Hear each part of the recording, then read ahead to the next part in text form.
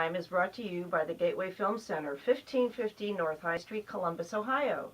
Further details and showtimes online at gatewayfilmcenter.com. The award-winning It's Movie Time is produced by John DeSando. Listen to the shows and read reviews online at wcbe.org. I'm John DeSando. And I'm Linda Boss McClelland. And this is It's Movie Time. Yay. Lenny, Yes. It's raining out there. Oh dear. It reminds me of Noah. It's an omen. We have Darren Aronofsky's new movie, Noah, starring Russell Crowe and Jennifer Connelly. And Nick Nolte is in there. He's one of the rock guys. So you wouldn't know. Okay, you got it. Okay. Anyway, Lenny, what'd you think of Noah? Oh, as a kid I was swept away with Ben-Hur and the Ten Commandments, and I was so looking forward to sitting there eating my popcorn and being swept away again by a huge biblical epic. All right, now Charlton Heston isn't here today. No, I know. So I miss him. But I was a little disappointed. I loved Aronofsky's Black Swan, too, so I was expecting these strange psychological twists and turns. But the movie's take on the story just had too many ridiculous twists and turns.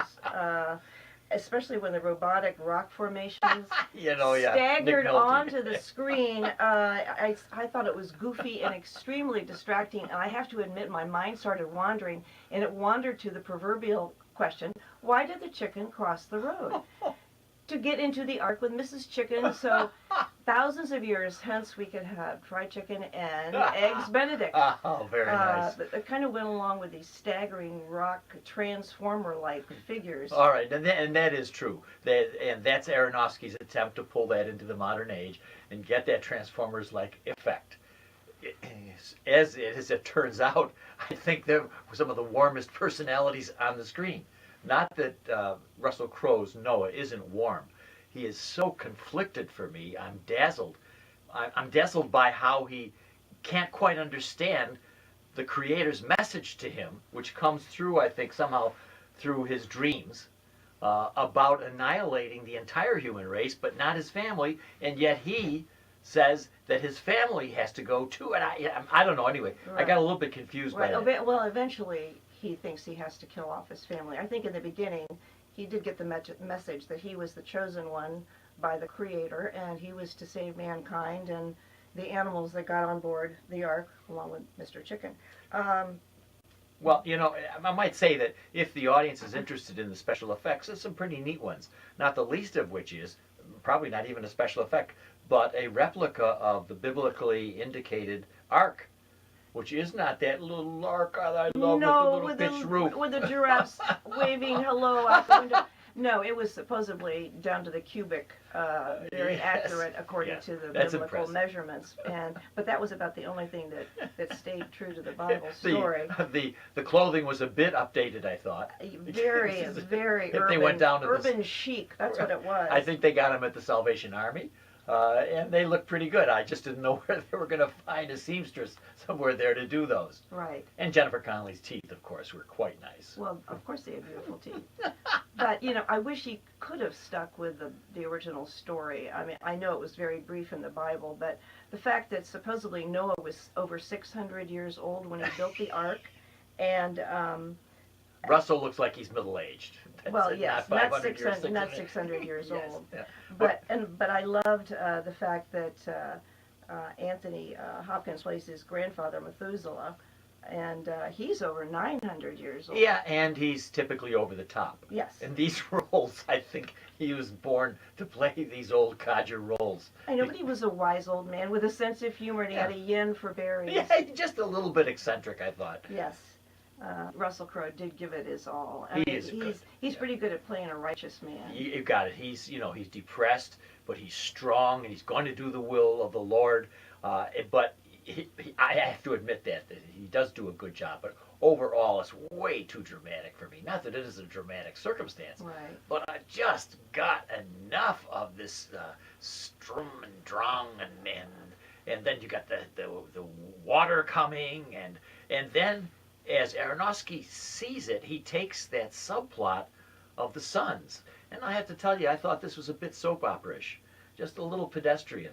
Right, I think that was the director's way of trying to put it into a more interesting story, because in the Bible, Noah's sons already had wives and children when they got on the ark. Okay. But in the movie, part of the drama is, the sons have to find women so that they can populate Sure. the world after the flood. And so that was a little very contrived, even though I thought with the actress Emma Watson, I thought she was good as Shem's wife. Yeah. I thought she was very good. She's barren. Right. And that's a problem for them because they need to repopulate. So They that need provides babies. a little tension there. And yes, she does a nice job. The Cain, the whole group of descendants from Cain, looked to me like something straight out of Disney coming across the plain there. And the animals coming into the ark, did you buy that? I knew it would be CGI, and I was expecting it to be a little more realistic. I wanted to see more details of the animals because I think that's so fascinating. A fascinating part of the story is that he took two of each kind of animal to put on this ark, and all I remember are the snakes slithering on board, Right, and all yeah. the birds, thousands and thousands of birds. I know. And then they doped them all up so they would sleep during the Well, journey. I wondered if they just didn't go to sleep. I don't know Right. where they're going to get the dope, but that was one of the strange things to me too. Right. How they also nicely went in, they just fell asleep to Right. let the action go on with the human beings. Exactly. And I really, yes, I agree with you on the CGI. It's strange how unlifelike the animals looked. We all knew they were going to be yeah. CGI. And I mean, the film was visually captivating because it did hold my attention. But then I sat there thinking, how much is this animation or CGI, or how much was Sure. it actually filmed? The sweeping arid deserts and then the lush green forests. I wondered what was real and what wasn't. Yeah. I think the director is attempting to make a statement about being true to yourself, being true to your goals, doing what you need to do. And in fact, when Noah has faced with the termination of his family or not or so on, he's a conflicted man. That presents good drama and something, in addition to the Bible, because we're not going to demand that Aronofsky follows the Bible. There's too little to follow in there anyway. Right. We do know this is his vision. And I suspect these themes of determination, righteousness, Mm-hmm. are all good ones. Mm-hmm. And we go back to the old good versus evil, Cain versus Abel, and expand that story into the flood. It's not bad. I just found it to be a bit over dramatized, and I found that the plot, which is really the human plot and not the animal plot of the story, to be just a little bit weak. I agree with you. I do.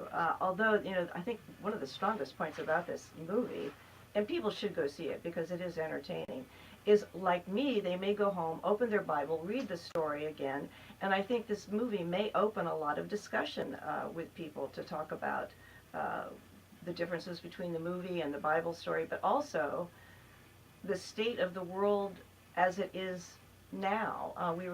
Noah was supposed to do away with all the evil, and we're in a bad place right now. It might be time for another flood, Yes, folks. it opens up with Noah as a locavore, making sure they don't pick any more flowers Right. than they need. It really has some very modern touches. He's an Right. environmentalist from the beginning. So there are cute touches, but in the end, for me, just disappointing, which means that we're probably at a time when we need to affix a grade. Maybe my expectations were too high. I'm going to give it a C. Aha, very good. I thought you might give it a better grade than that. I'm going to go with a C plus, just because it's that time of year. I guess I always pump it up a little bit at this time of year when you can't expect anything until May. I think this is, as you said, encouraging people to go if you want to just enjoy the film, and if you're curious to see how one great director kind of enters the main thriller stream, historical stream, and see how Darren Aronofsky does. So I'm going to award it a C+. I have my umbrella here for today. Start building an ark.